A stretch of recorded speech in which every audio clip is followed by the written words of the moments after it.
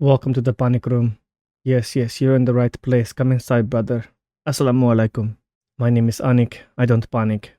My co-host Apa, he's just chilling. He's just chilling with his bestie, Gangar. Gang. Today's topic, a Muslim shouldn't be in Congress part 2. I'm disappointed, brothers. I make a video and people comment on this video pertaining to the same thing that I made fun of in the video, and they double down, which wasn't that enlightening to me. When it comes to critical thinking, we're not thinking. We're critical, but we're not thinking. We're missing the other half. All right, that's enough. With insomnia, nothing's real. Where is my mind? Where is my mind? Welcome to the panic room. If any of my family members saw that, probably the first thing they would say, like, Astaghfirullah, what is this nonsense? And I am sorry in advance, okay? So again, this video, kind of part 2 with a Muslim shouldn't be in Congress. I'll just pause in this part right here so you can see my face trying to reenact Roy Moore, if not a little better. Let's see. That's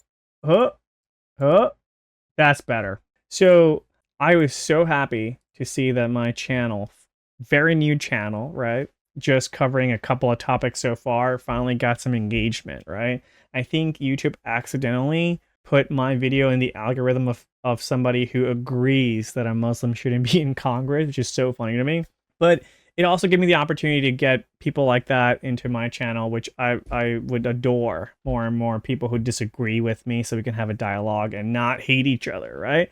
And I only got like 3 comments, but I was pretty excited. I was like, all right. And I kind of wanted to go over the comments and at least come out of it trying to understand why and how people think. All 3 of them are in like a perfect spectrum. One's like all the way to the right, which is like, fuck you, you're dumb, you piece of shit, you know? For him, I got a little message here. Can't really read it unless you look at it a little differently. It's a little secret message for him. He was really funny. He was just like, listening to you made me dumber. Like, that's honestly pretty funny. And if I am attacking his beliefs, because he believes that, right? He's in the side probably that only like white male Christians should be in Congress probably, and Muslims shouldn't be in Congress because they can't swear to the Bible. So even though this video had a simple fact, that's not a law. You can be an atheist and be in Congress. You don't have to swear to the Bible. So there is a bit of a cognitive dissonance there. And cognitive dissonance is really easy to understand if you heard that for the first time. Oh, holy shit. It's just basically that you have a hard time cognitively assessing what you're seeing. So you could see the 2 + 2 = 4, but you choose to believe that you saw 5. 2 + 2 = 4, you're like, no, clearly I saw 5. Because 4 is so groundbreaking and earth-shattering for you, you rather accept 5. So even if it's hitting you in the face, even if you're seeing it, even if it's kissing you in the cheeks, you won't accept it because it's your truth. This will be a major part of my channel, and I'm not going to try to instantly make it the fake news just because you disagree with me. I'm like, cognitive dissonance. Oh, you don't believe what I said? Cognitive dissonance. No, that's not my goal. However, in this particular case, the law that's already church versus state, it's already written. There's nothing that forces you to swear to the Christian Bible. I don't know why I'm doing this like I'm praying.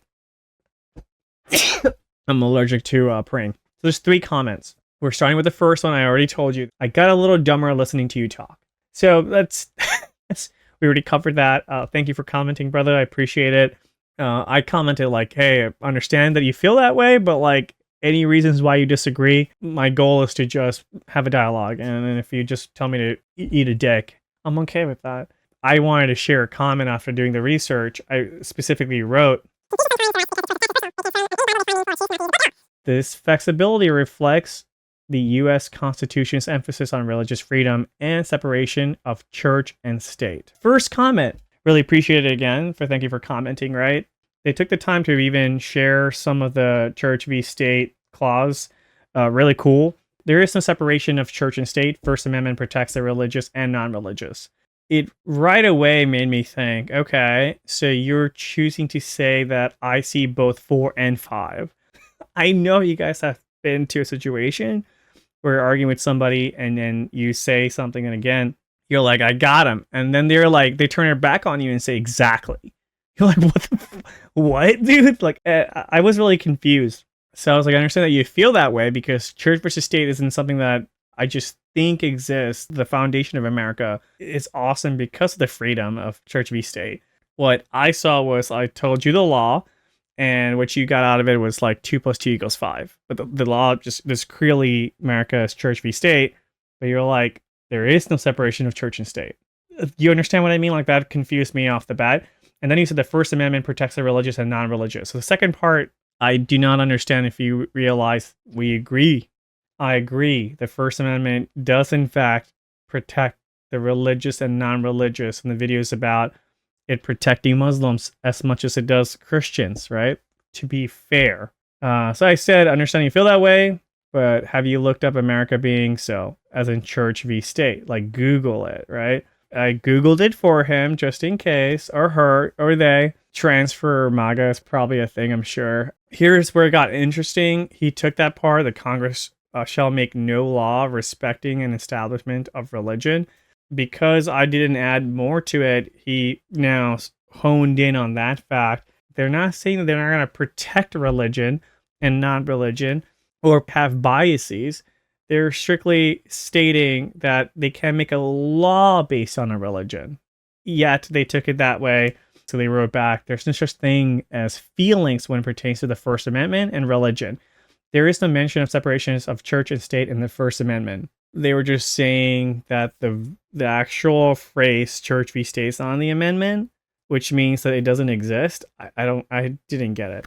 The First Amendment protects religious rights through 2 main clauses. The Establishment Clause, which prohibits the government from establishing a religion, and the Free Exercise Clause, which allows individuals to practice their religion freely.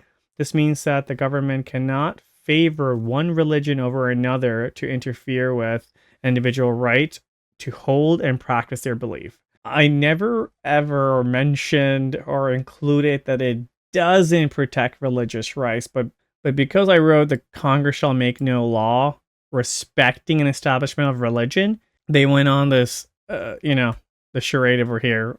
Again, not really understanding why you're double downing and saying I agree with you in the weirdest way, right? So he gave a couple examples. I'll just read one of them. The case in which the United States Supreme Court found that the Amish children could not be placed under compulsory education past 8th grade, the parents' fundamental right to freedom of religion was determined to outweigh the state's interest in educating their children. The case is often cited as a biases for parents' right to educate their children outside of traditional private or public schools. So, I read that and I totally get it. I totally understand that you have the right to put your kid in public, private, no school. I think that's child abuse, in my opinion, because some of that, it could be a cult, for example. Not that most religion isn't cult-like, but it could be a cult, for example, and they're like, we're not going to give our kids proper education and keep them in the dark. Because if they go to school, they'll learn about evolution and biology, and they're going to find out that dinosaurs died before the Earth was built, and by Noah, and why did Noah put a T-Rex in the Ark? Fucking 1972, 1963. I actually learned from that. When I read that, I was like, that's pretty sick and crazy. I wouldn't think it's a great example, honestly. So this is when, they wanted to get a little salty here. They wrote, I suggest looking at Cornell law rather than just Google when pertaining to how the First Amendment exclusively protects religious rights. Another thing that I'm coming to terms with right now is Yilin definitely thinks I'm Muslim. And I am brown, especially with the Panic Room After Hours. Welcome to the Panic Room After Hours. I get it. So I think they might have assumed that I am saying that the First Amendment exclusively was protecting the Muslims. I don't honestly, I keep thinking, what were they thinking? Maybe I should find their phone number, give them a call. When I say exclusively, I don't really mean only. I'm more so referring to your cute little Google search that left the part out on purpose. Take the time to look at the whole First Amendment rather than just the part in your favor. Yet, I'm not sure what favor I was saying other than the law protects all religion and non-religion all alike to be in Congress. I actually wrote back, let's see if there's any update there. Thank you for taking the time to share extra details. After reading your comments, I fail to see what you disagree with me, like the term church v. state, because my video and comments are saying that the first protects Muslims to be in Congress, even atheists. The law does not make you swear to the Christian Bible. Hopefully you can clear it up. So the next person, I love this one. So this one's in the middle. I would say the first one who says, just by reading your shit, I got a little dumber. That has to be a 10. This person, I think, would be like a 5 because Yilin went in. I would think they're at like a 1 in terms of radical right, 1 through 10. So this person, JMND3PS, thanks again for commenting. I appreciate it. They just wrote, the reason for swearing on a Christian Bible is because of the 10 Commandments, right? We don't have to even go any further. It's like your first sentence is the cognitive dissonance we talked about. Your first sentence, the reason for swearing on the Christian Bible is because of the 10. But we addressed it, but you have to come to terms with it. It's up to you when you decide to see that 2 + 2 = 4. It's not a law, buddy. I saw like a Trevor Noah, for example, made a video about we live in the dumbest timeline. And the only way for us to escape it is critical thinking. And that's, if you're telling me that you watch that video and you just disagree with 2 + 2 = 4, you can't disagree with it, but you have the right to. The very first part, the law does not make you swear to the Christian Bible. So off the bat, sorry. But then your second half of the comment became extremely Islamophobic. And I'm only allowed to do that in my channel, okay? I'm an atheist. You leave that up to me, bud. What's wrong with you, man? Specifically, do not bear false witness, aka don't lie. So only Christians don't lie and Muslims do, because Muslims won't swear on a Bible because according to Islam, it's just and righteous, he put that on quote, to lie in furtherance of their personal cause. You're literally just say Christians don't lie, Muslims do. That's insane. So the last thing I wanted to do, right? I actually wrote this down and wanted to have like an example. Muslims, like individuals of other faiths, can serve in Congress in the United States without having to swear on the Bible. The U.S. Constitution allows individuals to affirm their oath of office without using any religious text, ensuring that no one is compelled to act against their beliefs. In fact, some Muslim members of Congress have chosen to swear their oath of office on the Quran instead of the Bible. For example, Representative Keith Ellison, the first Muslim elected to Congress, used a Quran owned by Thomas Jefferson during his oath. Okay, this motherfucker used a Bible owned by Thomas Jefferson. And it continues, this practice aligns with the Constitution's Article 6, which explicitly states that, quote unquote, from the Article 6, no religious test shall ever be required as a qualification to any office or public trust under the United States. I can't give you anything more than that. Cognitive dissonance is the mind killer.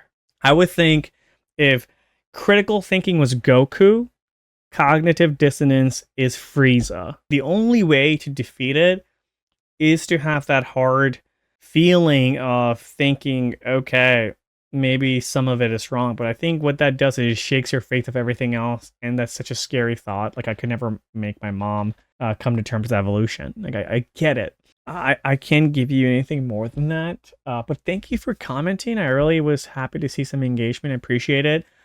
Sorry if I offended you guys. Sorry if my random Muslim skit offended anybody in the other spectrum, okay? Everyone can catch these hands. I'm an atheist, all right? I'm not here to protect any of y'all over the other, all right? I embrace all the love and hate, all the religion and not religion. I'm like that First Amendment, motherfucker, okay? I embrace you all, so keep at it. But thank you again for commenting. Thank you again for watching the video. If you somehow made it to this video, Eileen or the JM Steady Fishing 3613, who said that I got a little dumber watching you. Hey man, if you guys want to maybe comment on this video to give me something more, I would appreciate that. Thank you for watching. Astaghfirullah.